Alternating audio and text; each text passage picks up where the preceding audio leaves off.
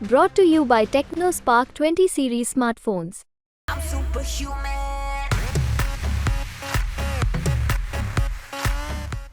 कि 80 करोड़ लोगों को राशन दे रहे हैं, तो ये अपने आप में एक बड़ा कंट्राडिक्टरी है।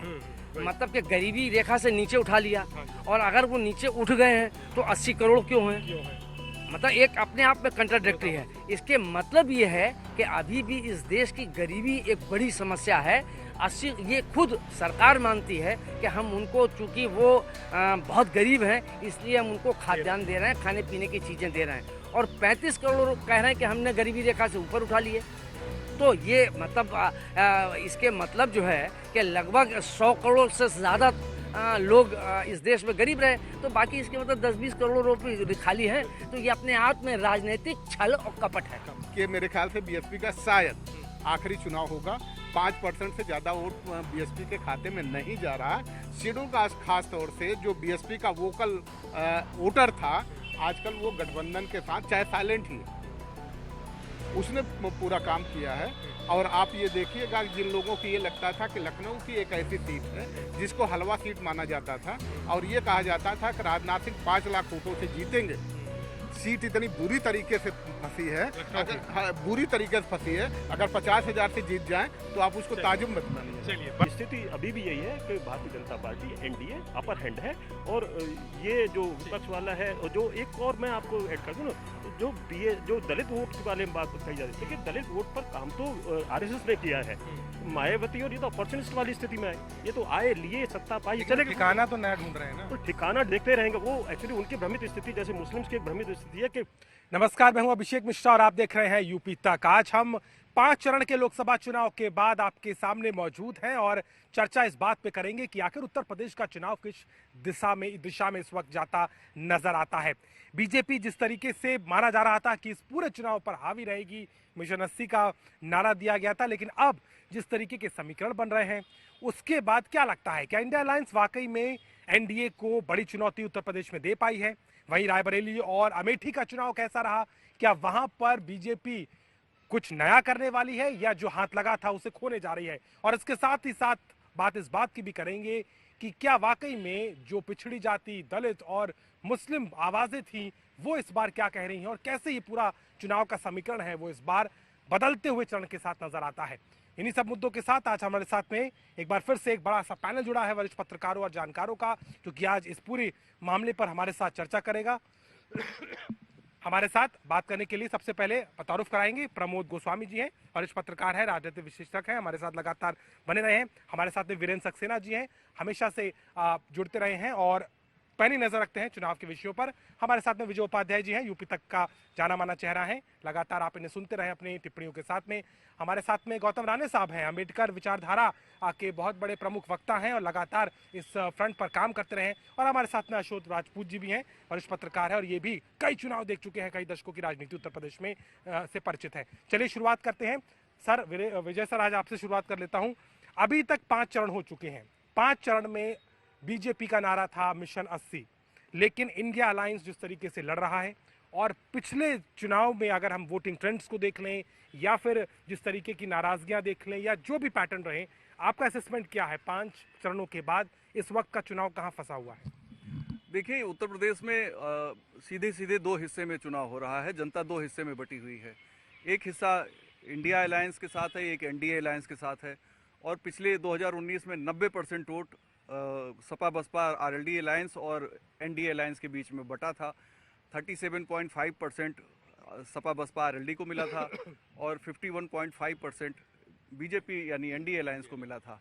इसके बाद 6.5% वोट कांग्रेस के पास थे। इस चुनाव में इस समीकरण को मैं ज़्यादा बदलते हुए नहीं देख रहा हूँ। मैं ये नहीं कह रहा हूँ कि 51% पे बीजेपी है, लेकिन मैं ये कह रहा हूँ कि 90% वोट इन्हीं दोनों अलायंस के बीच में बटेगा। इसमें बीएसपी एक महत्वपूर्ण घटक है, जिसके पास विधानसभा चुनाव के समय में 13% वोट थे, उसके पास 10 लोकसभा सीटें थी। इस चुनाव को डिकोड करना है तो हमें बीएसपी को देखना पड़ेगा कि क्या उसके 13% वोट घटकर 7 या 8% पे आ रहे हैं या 6% पे आ रहे हैं। जितना परसेंट वोट बीएसपी घट रही है, उसका डिवीजन क्या वन साइडेड है? सर, बीजेपी के लिहाज से क्या कहें? मिशन 80 की बात कर रहे थे, आज की तारीख में 80 संभव लग रहा है। 5 चरण की जितनी सीटें हो गई हैं उसमें क्या दिख रहा है? देखिए, ये मैं वही कहने ही जा रहा था कि बीजेपी के 80 सीटों पे बहुत ज़्यादा ज़रूरी इस बात को देखना है कि वोटों का डिवीज़न किस तरीके से हो रहा।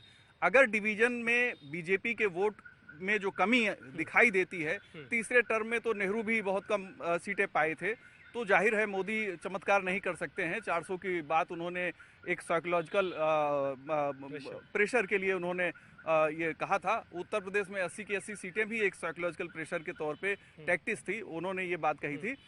एक कड़ी टक्कर है, बहुत कड़ा मुकाबला है, बहुत नज़दीकी मुकाबला है, और इसमें जो इंडिया अलायंस है उसके वोटों का जो समीकरण है हम डिकोड कर सकते हैं कि कौन कौन सी बिरादरी के लोग किसके साथ हैं, यानी इंडिया अलायंस के साथ हैं। लेकिन एनडीए के साथ अगर हम देखते हैं तो बहुत सी ऐसी बिरादरियों के वोट उनके साथ जुड़े रहे हैं 2014 और 19 में, 2022 में। तो हमें हिस्टोरिकल डेटा को देखना ही पड़ेगा, और उस डेटा को जब हम देखते हैं तो हम पाते हैं कि एनडीए अलायंस और इंडिया अलायंस में बहुत कड़ी फाइट है, और इसमें बीएसपी के वोटर जितना इधर उधर जाते हैं उसका बहुत इंपॉर्टेंट रोल है, और वो 10 सीटें किसके खाते में जाती हैं, उसमें से शेयर क्या बनता है, वो बहुत महत्वपूर्ण होगा। और इसी पर अभी तक के जो 5 चरण के चुनाव हुए हैं काफी कुछ दारोमदार इसी पे निर्भर दिखाई देता है। 10 सीटों की बात ये कह रहे हैं, और उनको मानना है विजय जी का कि 10 सीटें जो होंगी वो सिग्निफिकेंट हो सकती हैं, लेकिन 70 को क्लियर कह रहे हैं 2 अलायंसेस के बीच में। लेकिन प्रमोद सर, रायबरेली और अमेठी का चुनाव कल ही निपटा है, और हमने वहां पर देखा कि किस तरीके से गांधी परिवार पूरा उतरा। प्रियंका गांधी ने अमेठी की कमान संभाली, वो 15 दिन तक बनी रही, पूरा उन्होंने प्रचार किया। सोनिया गांधी आती हैं, इमोशनल अपील करती हैं। रायबरेली अमेठी में आप क्या देख रहे हैं, क्योंकि वहां पर एक नाराजगी भी थी स्मृति ईरानी को लेकर, अमेठी में बहुत उसका असर देखा जा रहा था, और दिनेश प्रताप सिंह को लेकर के वहां उनके खुद के नेता भी नहीं है, आदित्य सिंह ने प्रचार नहीं किया, तमाम लोग उनके खिलाफ नजर आ रहे थे। क्या बीजेपी उन दोनों को हार रही है, या वहां पर आप क्या देखते हैं? देखिए, रायबरेली की जहाँ तक सीट का सवाल है, मुझे नहीं लगता है कि वहाँ कोई इफ एंड बट है। वो सीट तो निकल जाएगी। वहाँ सिर्फ इस बात की लड़ाई है, या ये परिणाम निकल मतलब राहुल की जाएगी। हाँ, राहुल की सीट पर यह है कि वो कितने मार्जिन से जीतते हैं।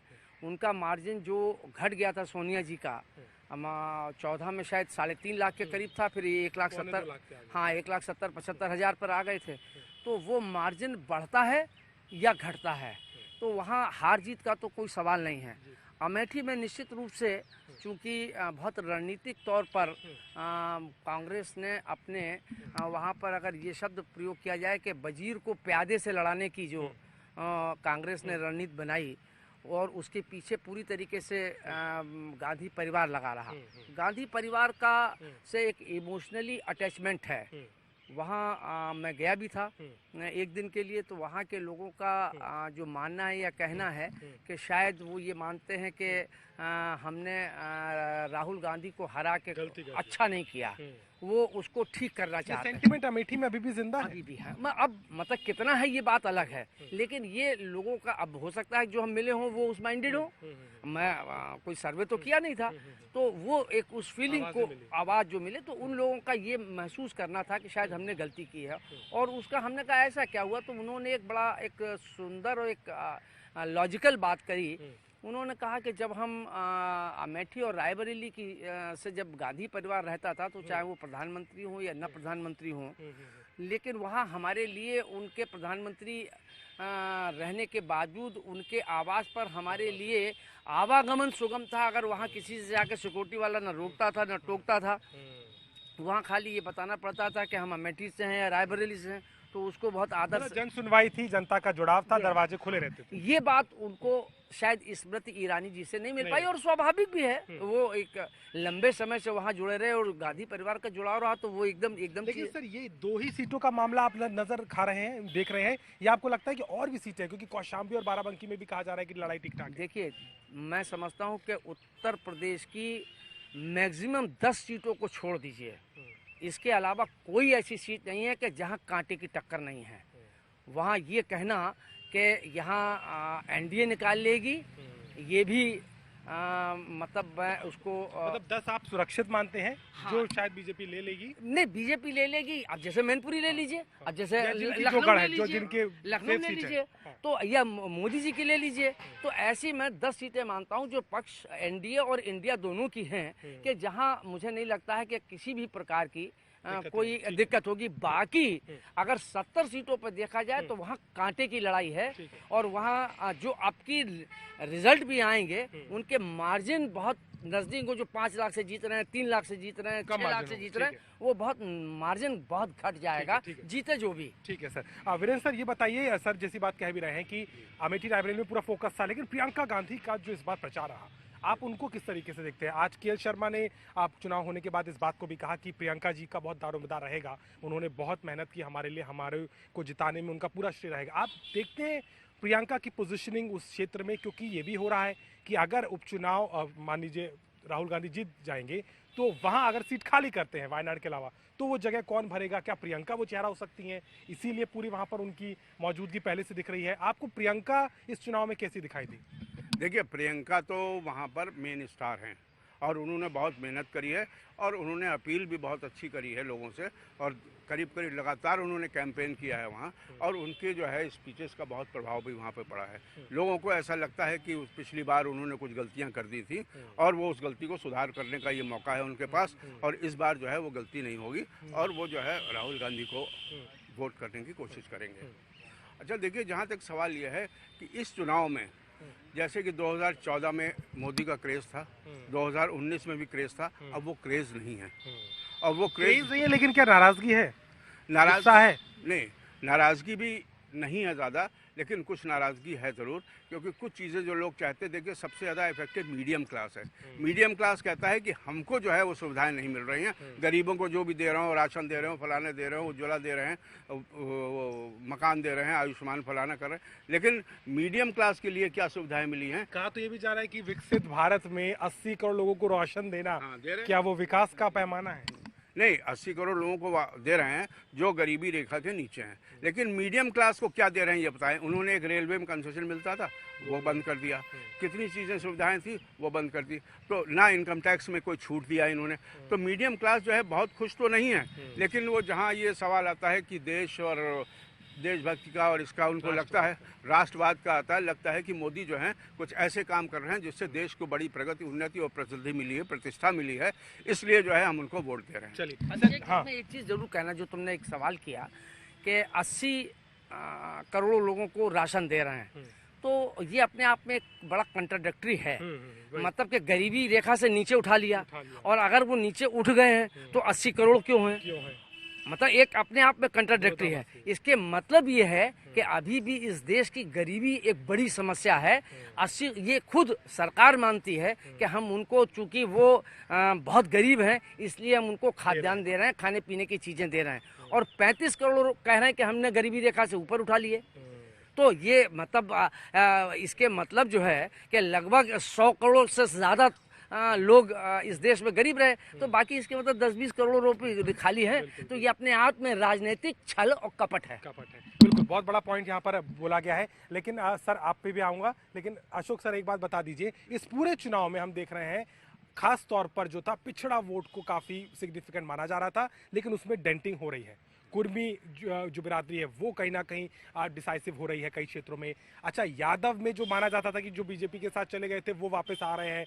मुस्लिम वोट बैंक, मुस्लिम इस बार साइलेंट है। हिंदू मुस्लिम चुनाव के तरफ जा तो रहा था, लेकिन कुछ इफेक्ट उसका नहीं दिख रहा। आपको क्या लगता है, क्या ये चुनाव वाकई में बहुत मुश्किल हो गया है सरकार के लिए भी, और क्या विपक्ष सक्सेसफुल हो पाया इसको कम्युनल लाइंस पर ना लाने के लिए? देखिए, ये चुनाव तो चुनाव की तरह, जैसे आम चुनाव पूरी तरह से हुआ है, कोई हाइपर भी नहीं हुआ है चुनाव। कोशिश की गई कि इसे थोड़ा सा हाइपर किया जाए, ये किया जाए, कुछ विषय आए, और लेकिन जब समझ में आया कि चाहे सत्ता पक्ष के लिए विपक्ष के लिए बूमरिंग करते हैं, वो पलट के आते हैं, तो उनसे लोगों ने किनारे भी कर लिया। विपक्ष ने कोशिश की, लेकिन विपक्ष के साथ स्थिति क्या है कि विपक्ष बहुत थोड़े दिन पहले तैयार हुआ है।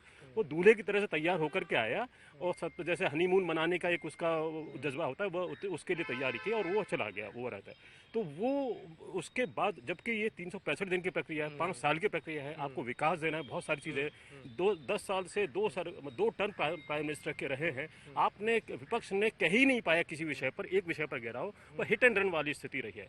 तो कम्युनल लाइन वाली बात है, ये तो सब भारत के अंदर तो एक स्थिति साफ है कि मुस्लिम वोट को किधर जाना है, मुस्लिम वोट को राइट विंग के अगेंस्ट ही जाना है। जो पहले लेकिन क्या हिंदू वोट कंसोलिडेट कर पाई बीजेपी? क्योंकि हिंदू कंसोलिडेट होता है तो बीजेपी का फायदा होता है, लेकिन जितनी आवाजें आ रही थी ठाकुर समुदाय में, तो नाराजगी चली आ रही, वो खत्म होने का नाम नहीं ले रही, ऐसा कहा जा रहा है। आपको लग रहा है कि क्या वो कंसोलिडेशन नहीं हो पाया? देखिए जो ये जातियों को लेकर राजनीतिक दलों का मतलब ही है कि आपको उसमें शेयर चाहिए। आपको एक रोटी है, रोटी के टुकड़े इससे चाहिए और सबको ज़्यादा चाहिए, हर आदमी चाहिए, सामने वाले को मिले न मिले उसकी कोई विषय नहीं है। भारतीय जनता पार्टी ने जो भी सोचे, आरएसएस के एक प्लान में रहता है कि वो सामाजिक समीकरण करे, उससे बसपा ने भी थोड़ा पकड़ने की कोशिश की। वो सब पकड़ने के बाद जब आगे आप जब चुनाव की स्थिति में रहेंगे, जब आपको मिलना था, शेयर मिलना था, उस शेयर देते समय भारतीय जनता पार्टी के ने आरएसएस की लाइन पकड़ ली। तो अब वो जो ठाकुर है, राजपूत है, वो गुजरात से शुरू हुए, राजस्थान में अटके, पश्चिम से आए और वो चल रहा है विक्रम। और यहाँ अभी यही जो भारतीय जनता पार्टी बहुत ज़्यादा हम जातिवाद में बहुत सारी चीज़ों में विश्वास नहीं करते दिखाते थे, अमित शाह को बार बार बुलाना पड़ा और जो यहाँ की कुछ सीटें थी उन सीटों के लिए बाकायदा होमवर्क करना पड़ा। और जो इन्होंने एक करीब कहना चाहिए जो हम लंबे समय से देखते हैं 12-14 सीटों का रहता है, 14 सीट अगर ब्राह्मण को मिल रही हैं तो 12 सीटें राजपूत को मिलती थी। इस बार बहुत नीचे आ गई, 5-7 सीटों का नहीं हुआ। तो वो जो हुआ शेयर नहीं मिला, तो वो लोगों को सामने दिखा। जब वो सामने दिखा है उस चीज को उन्होंने लेके गए और ये कोई इसका असर भी दिखेगा आपको लगता है? नहीं, असर तो दिखना भी चाहिए।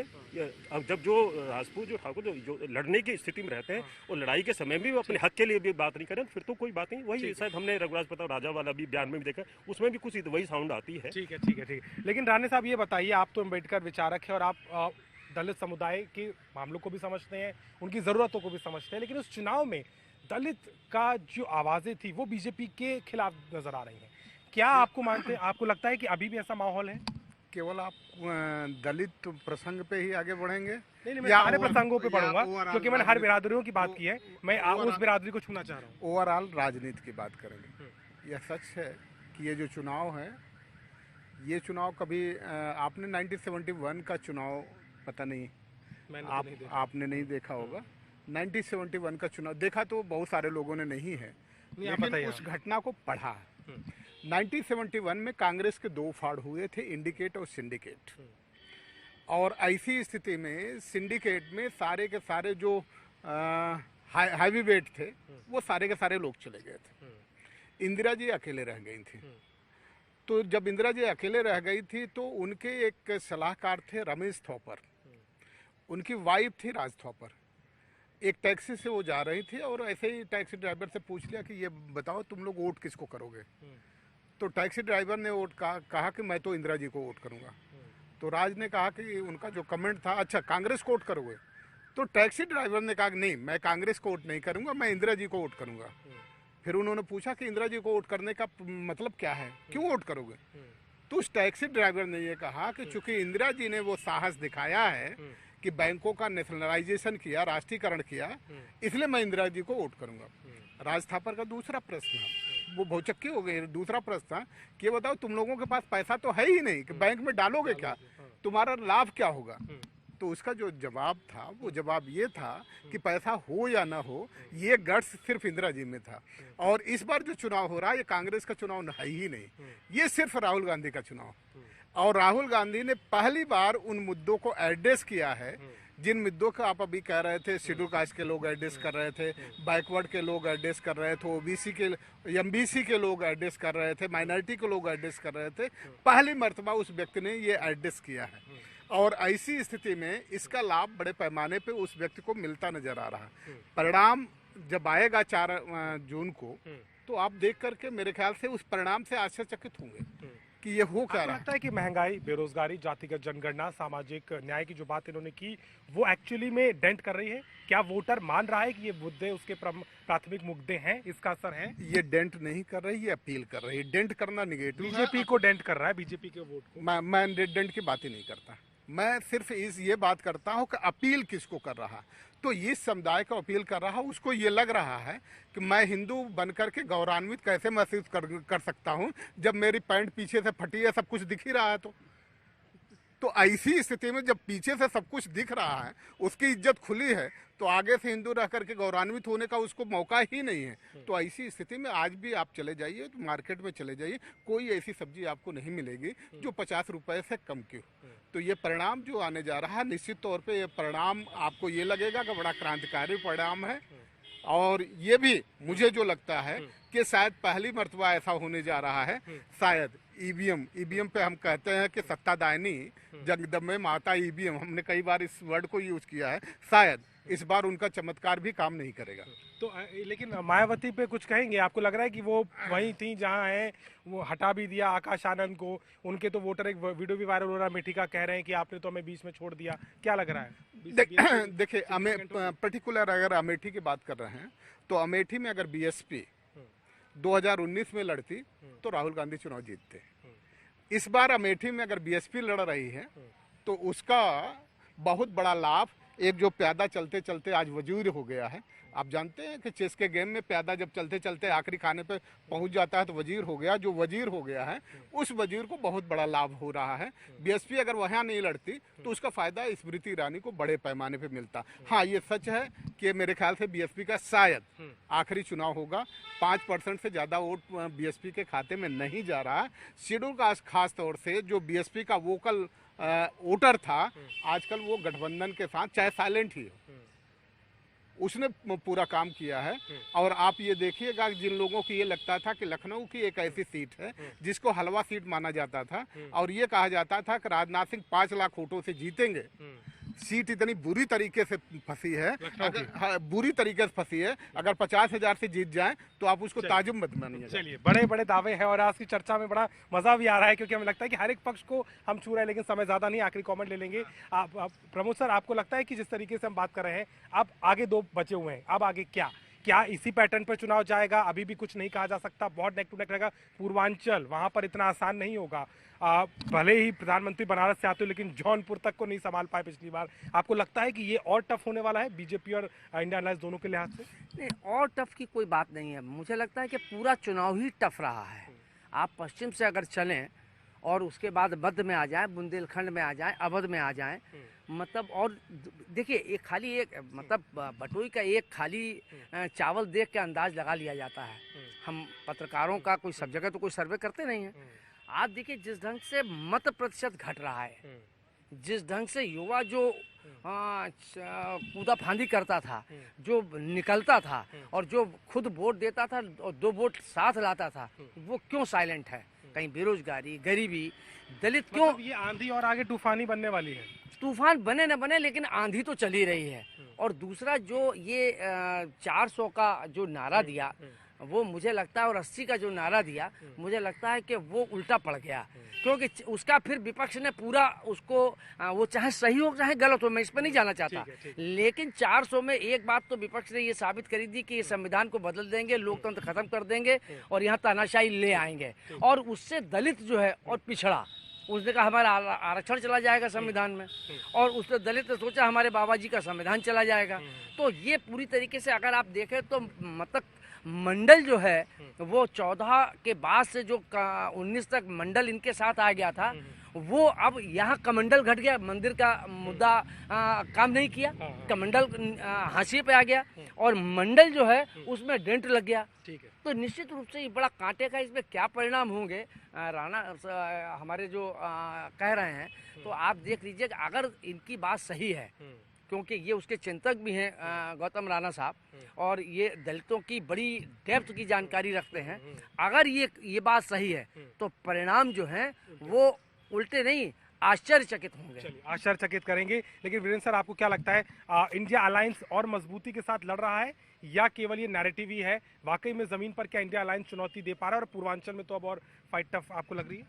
नहीं, चुनाव में इंडिया अलायंस लड़ रहा है और मजबूती से लड़ रहा है, ऐसे कोई दो राय नहीं है। लेकिन मैं प्रमोद सर की कुछ बात का जवाब देना चाहता हूँ। इन्होंने कहा, जैसे सभी लोग कह रहे हैं गरीबी बहुत है, महंगाई बहुत है, तो ये बताएं कि गरीबी किस टाइम नहीं थी और महंगाई किस टाइम नहीं थी। इंदिरा जी ने सिर्फ इसी पर चुनाव लड़ा कि गरीबी हटाओ। लोग कहते हैं कि मैं कहती हूँ गरीबी हटाओ और लोग कहते हैं मुझको हटाओ।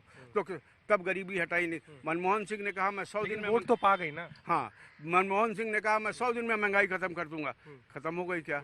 तो ये तो अगर आप सर्वे करें तो 90% देशों में जो है जितनी महंगाई है उससे कम जो है भारत देश में है। और जहाँ तक बेरोजगारी का सवाल है तो मोदी जी जो हैं 2014 में आए हैं और 2014 से जो बच्चे पैदा हुए वो अभी तक एडल्ट नहीं हुए, कोई बेरोजगार नहीं हुआ। ये जो बेरोजगारी है ये कांग्रेस ने दी है, उसी को जो है उसी को ढो रही है। 2 करोड़ का दावा होता है लेकिन 20 लाख भी रोजगार नहीं मिलता, तो सवाल तो होगा ना। नहीं, अब ये तो उनके आंकड़े हैं जो बनाते हैं लोग। ये ऐसा तो बीजेपी ने नहीं- मैनिफेस्टो में ऐसा तो है कि जो लोगों को रोजगार मिला है, ऐसा नहीं कि रोजगार नहीं मिला है लोगों को। अब जो प्राइवेट सेक्टर में रोजगार मिला उसको नहीं काउंट करते। अब अगर हाईवे बन रहा है उस पर सैकड़ों मजदूर लगे हुए हैं, क्या वो रोजगार नहीं है? लेकिन उसको नहीं रोजगार करते। इस तरह की बातें हैं। लेकिन ये कहना कि ऐसा कुछ हुआ नहीं है, बहुत कुछ हुआ है। और इस देश को जो जहाँ लेके गए हैं मोदी जी, वहाँ आज तक जो है 70-55 साल में कांग्रेस नहीं ली जा सकती। चलिए विजय सर, आपको क्या लगता है, आप चूंकि अंतिम 2 चरण है, अंतिम 2 चरण में देता हूँ, इस चुनाव में सबसे प्रमुख रोल जो है दलितों का होगा। मुसलमान का वोट लगता है, मुसलमान का वोट तो खुला हुआ है कि वो कहाँ जा रहा है, समझ गए आप, राजपूत फलाने ये सब। लेकिन दलित जो है सबसे सिग्निफिकेंट है और उनका वोट जो है सबसे महत्वपूर्ण है, वही पूरा खेल कराएगा। बिल्कुल बिल्कुल सही बात आपने कही है विजय सर। 2 केवल चरण रह गए हैं। प्रधानमंत्री की भी साख है, मुख्यमंत्री का गोरखपुर का गढ़ होगा, लेकिन उसमें आजमगढ़ भी आता है, उसमें मऊ भी आता है, उसमें बलिया भी आता है, उसमें वो सीटें भी आएंगी जहाँ समाजवादी पार्टी बहुत अच्छा करती रही है और इस चुनाव में तो अब अलायंस में है। आपको क्या लग रहा है इन 2 चरणों में क्या होने वाला है? देखिए, 2 चरणों में जिन सीटों पे यादव मुस्लिम कॉम्बिनेशन मजबूत है वहाँ सपा का अपर हैंड है, जैसे आजमगढ़ की सीट है। इसके अलावा जो सीटें हैं वहाँ पे फाइट है। और बाई इलेक्शन में तो आजमगढ़ भी सपा हार गई थी, चूँकि माइनॉरिटी शिफ्ट हो गई थी बीएसपी के पास। तो एक कांटे की लड़ाई है। ये अति पिछड़ों का इलाका है, अति दलितों का इलाका है। और जो जाटो समुदाय है पूर्वी उत्तर प्रदेश में, उनकी भी आबादी ठीक है। ये मध्य उत्तर प्रदेश में ज़रूर कम है, लेकिन पूर्वी उत्तर प्रदेश में पासी हैं, कोरी हैं, तमाम और जातियां हैं। 66 यहाँ पे शेड्यूल कास्ट कम्युनिटी है, जिसमें जाटो सबसे बड़ी कम्युनिटी है, उसके बाद बाकी पासी है, फिर कोरी है। अलग अलग बहुत से कम्युनिटी का हम लोग नाम भी नहीं जानते हैं, लेकिन उनकी भी आबादी 0.5%, 1% इस तरह से है। तो ये एक कॉम्प्लिकेटेड सिचुएशन है। कई चीज़ें ऐसी हैं जिनको लेके लोग दावे कर सकते हैं, बातें कर सकते हैं, लेकिन मोटे तौर पे जनता को डिसाइड करना है कि वो किसके साथ जाएगी। वो एक खुली किताब की तरीके से दोनों गठबंधन सामने हैं। एनडीए गठबंधन भी सामने है और इंडिया गठबंधन भी सामने है। सवाल सिर्फ इस बात का है कि इस बार जनता किसको ज़्यादा क्रेडिबल लीडर मानती है, राहुल और अखिलेश को या नरेंद्र मोदी को। लेकिन कोई नैरेटिव में आप बदलाव देखेंगे? आपको लगता है वही चलेगा या अभी 2 चरण में 10 दिन बचे हैं, कुछ अभी बाकी है सुनना और देखना? नहीं, मुझे लगता है कि pro OBC, pro schedule caste बातें ज़्यादा होंगी। और जो राजपूत फैक्टर की बात हो रही है उसमें लीडर कितना रोल प्ले कर रहे हैं और आम राजपूत मतदाता क्या कर रहा है, वो भी देखने की ज़रूरत है। मुझे लगता है कि आसानी से हम इसको अगर कहें डिकोड करें तो आसानी से डिकोड नहीं हो सकता। राणे साहब, आपको क्या लगता है इस इलाके में, आपका भी स्टडी रहा है, आप वहाँ पर क्या देख रहे हैं और 2 चरण किस तरीके से डिसाइसिव होंगे? देखिए, 2 चरणों में ज़्यादातर बीजेपी, उसका क्या फुल फॉर्म लोगों ने बताया मुझे नहीं मालूम है, और इस वक्त भी नहीं है फुल फॉर्म बताने का। अगर उसके चरित्र को देखा जाए तो बीजेपी का मतलब होता है भ्रष्टाचार जननी पार्टी। खैर, उस पर विश्लेषण करने की ज़रूरत नहीं है, न तो जानेंगे। यहाँ से तकरीबन साफ है। ये जो 2 चरण होने जा रहे हैं, इन दोनों चरणों में तकरीबन बीजेपी साफ है। और ये परिणाम आएगा 4 के बाद हम लोग बैठेंगे। तो अगर नहीं साफ होती है तो फिर मतलब कि आप सारी सीटें बता रहे हैं? तकरीबन पूरी तरह नहीं। हमने ये नहीं कहा कि वाटरलू बनेगा, हमने कहा तकरीबन साफ है। मतलब जितनी सीटें हैं उसमें से मुश्किल 20% सीटें उसको मिलने वाली, उससे ज़्यादा नहीं मिल रही। तकरीबन का मतलब ये होता है। कौन सा कॉम्बिनेशन उनको सूट कर रहा है? देखिए, कॉम्बिनेशन, अभी आपने ये कहा कि कौन सा लीडर, इस वक्त जो पब्लिक है इतनी परेशान है, किसी को लीडर देख ही नहीं रहे। एक जो बड़ी समस्या खड़ी है उस बड़ी समस्या से मुक्ति चाहती है, और उस मुक्ति के लिए उन्होंने ये नहीं देखा कि चोर है, लंपट है, लुटेरा है, क्या है, जो सामने है। वो उसको देने के लिए मन बना लिया। उसने ये कहा बस अंडरवर्ल्ड से छुटकारा पाने के लिए टपोरी भी चलेगा, ये मन बना लिया। बहुत बड़ा दावा है ये, और देखना होगा 4 तारीख के नतीजे अगर आते हैं तो राणे साहब से जरूर हमारी बात होने वाली है। लेकिन अशोक सर, आखिरी सवाल, अब हम आखिरी चरणों में बढ़ रहे हैं, आपको लग रहा है इंडिया अलायंस बहुत हद तक वो कामयाब हो पाया है क्या बीजेपी के इस क्षेत्र में, इस राज्य में, जहाँ सोचने में भी लोगों को डर लगता था? क्या आप उसको किस पैमाने पर रखेंगे? देखिए, आदरणीय वीरेन जी बहुत हमसे भी सीनियर हैं, प्रमोद जी सीनियर है, दोनों लोगों ने बहुत अच्छी अच्छी बातें कही हैं और वीरेंद्र जी की बात का बहुत एंडोर्स करता हूँ मैं। एनडीए को किसी भी तरह का नुकसान नहीं हो रहा है, आप बहुत आराम से समझ लीजिए, कोई नुकसान नहीं हो रहा है। एनडीए को वोट का नुकसान नहीं हो रहा है, एनडीए को सीट का नुकसान नहीं हो रहा है। सीट का नुकसान तो विपक्ष को हो रहा है, जो पहले थी विपक्ष को ऐसी चीज ही नुकसान का विपक्ष के पास सीट थी क्या? नुकसान नहीं, का फिर भी थी, जो कुछ थी। अब तो विपक्ष है ना, अब तो विपक्ष आपको सामने आया है ना, अब तो विपक्ष, लेकिन 1 महीने का, 1.5 महीने का, 2 महीने के विपक्ष से तो नहीं चलेगा ना। आप वही कहा ना, मैंने पहले कहा कि सिर्फ ये हनीमून मनाने के लिए विपक्ष आया है और वो अपने टिकट आपको लगता है कि बहुत ज्यादा चुनौती नहीं है? नहीं, देखिए ये जो दूसरे 2 चरणों का जो चुनाव है, तो चाहे दिल्ली में होगा तो भी, चाहे पंजाब वाला हिस्सा है वहाँ भी, और ये यूपी का जो 2 हिस्से हैं, यहाँ 2 चरणों में पिछले बार भी मोदी का भी क्षेत्र था और प्रधानमंत्री चीफ मिनिस्टर योगी का भी क्षेत्र था, लेकिन प्रधानमंत्री को अपने क्षेत्र में ज़्यादा नुकसान हुआ था। इस बार प्रधानमंत्री सजग है, उन्होंने कुछ लोगों को, उनकी पार्टी ने काफ़ी लोगों को ज्वाइन वगैरह कराया है, लेकिन ये बहुत असर कराता नहीं है। स्थिति अभी भी यही है कि Bharatiya Janata party NDA upper hand है, और ये जो विपक्ष वाला है, और जो एक और मैं आपको ऐड कर दूं ना, जो दलित वोट के बारे में बात कही जाती है, देखिए दलित वोट पर काम तो आरएसएस ने किया है, मायावती, और ये तो अपॉर्चुनिस्ट वाली स्थिति में है, ये तो आए लिए सत्ता पाई चलेगा, ठिकाना तो नया ढूंढ रहे हैं ना, तो ठिकाना देखते रहेंगे। वो एक्चुअली उनकी भ्रमित स्थिति, जैसे मुस्लिम्स की एक भ्रमित स्थिति है कि बीजेपी विपक्ष में जाना है, तो उन्होंने भी एक कोशिश करनी है कि हम यहाँ जा रहे हैं वहाँ जा रहे हैं, सेटल हो रहे हैं। आरएसएस ने उसके ऊपर पूरी तरह से काम किया है और उसके रिजल्ट उनको मिल रहे हैं पॉजिटिव। देखिए, इस पर मुझे घोर आपत्ति है। अगर तब आपको आपत्ति नहीं है? अगर इस बात पे हमें घोर आपत्ति है। अगर ये कहें कि दलित वर्ड जो ये उन्होंने यूज किया कि दलित भ्रमित है, तो मुझे लगता है हिसाब से क्लियर है, उसको पता चल उसका क्लियर कॉन्सेप्ट है कि संविधान के प्रतिकूल जो भी ताकतें हैं, उस ताकतों को दंडित किया जाना चाहिए। ठीक है, बिल्कुल। और ये मुझे लगता है ये कारण भी है कि इस बार के चुनाव में, हाँ, ये जो संविधान बदलने की बात हो रही है, नेहरू जी से लेकर के और इंदिरा और राजीव गांधी तक 33 बार संविधान बदला गया, और इमरजेंसी 110 बार। अच्छा, और उसके बाद इंदिरा जी ने इमरजेंसी में इसमें सेकुलर वर्ड जोड़ा था, जो किसी को पता नहीं लगा। तो आप आज जो है चिल्ला रहे हैं संविधान बदल जाएगा, संविधान बदल जाएगा, कौन सी बड़ी बात कर रहे हैं भाई? संविधान तो वक्त के साथ जरूरत से बदलेंगे। उसका एक कारण ये है, संविधान में संशोधन हुए, लेकिन इंदिरा जी के सांसदों ने, इंदिरा जी के नेताओं ने ये नहीं कहा कि हम संविधान बदल देंगे। बयान नहीं है, ये बयान नहीं है इनके। एक पॉइंट जरूर हम कोट करना चाहेंगे। जहाँ तक संविधान की बात है, संविधान पे जब भी आप चर्चा कराना चाहेंगे, एक आर्टिकल पे चर्चा कर लेंगे, एक शेड्यूल पे चर्चा कर लेंगे।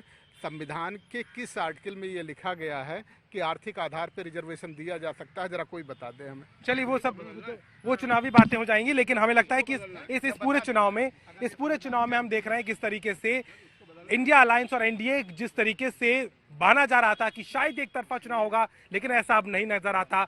लगातार इंडिया अलायंस ने कई सीटों पर एनडीए को नुकसान पहुंचाने की बहुत हद तक कोशिश की, और कहीं ना कहीं वही इस चुनाव में नजर आ रहा है।